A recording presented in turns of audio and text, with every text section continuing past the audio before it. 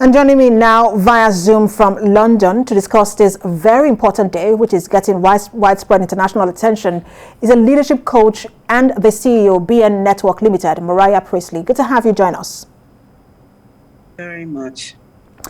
So it's been years after the adoption of the Beijing Declaration, which also talks about the welfare of the girl child.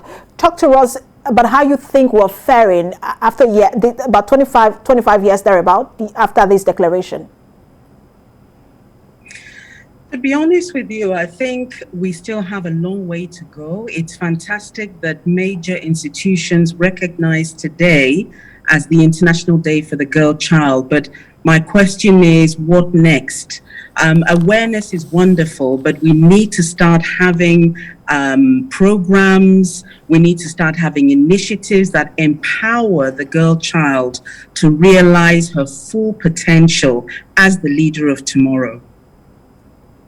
And what does that entail? Because sometimes when you use when a word is overused in this part of the country, even just around the world, it tends to lose its exact meaning. For example, things like equal opportunity for girls has now taken different dimensions. So what exactly does that entail? To be honest, it entails a lot. But what I want to pass across this afternoon is that there is a quote that says, when you empower a woman, you empower the girl child. And we as women in society, whether in Nigeria or in diaspora, and in fact, a girl child it goes beyond boundaries of diaspora. We begin to instill values. We begin to instill maxims in a young girl, which enable her, give her the courage, give her the vision to be able to dream. But also we should be looking at giving her tools that would enable. And for me, it goes beyond legislation. It's about what are we doing in civic society as mothers, as mentors, as aunties, as fathers, as uncles, to prove that girl children do have value. Absolutely. And you talked about the fact that it goes beyond legislation. But people talk so much about education, how girls should be educated. And it's a huge step. It's an amazing step. But does it make any difference if a girl is educated on her way back from school or going to school, she's raped or she's sexually assaulted, she's kidnapped while in school? These are some of the issues that girls face, especially in this part of the country. Do you think that we have been able to internalize how important the development of the girl child is to every nation? I think if we had been able to do that, then the incidences you just described will be on their way out. I believe there's still a lot of work to do, apart from awareness raising, to actually instill the value of raising and placing value on the growth of girl children across society.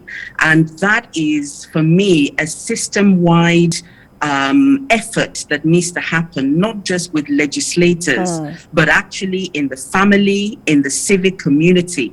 And we need to be looking at tangible initiatives to ensure that across all these areas, we are instilling that value, not just raising the awareness, but giving girl children the tools themselves to empower themselves and enable their own development. It really begins from the home, doesn't it? Because the theme for today is digital generation. I really talks about amplifying the voices of girls, but we can do that on social media. But it really boils down to the home, doesn't it? So how do we then amplify the voices of girls in the home that it becomes even just as valid as that of the male child? Well, I think there are various tools, and since we're talking about technology, there are opportunities for us as mothers, aunties from the home to support girl children to use technology to understand their worth. So, for example, the organization that I set up several years ago, the B Network, actually works to develop mentoring programs using technology to support young girls from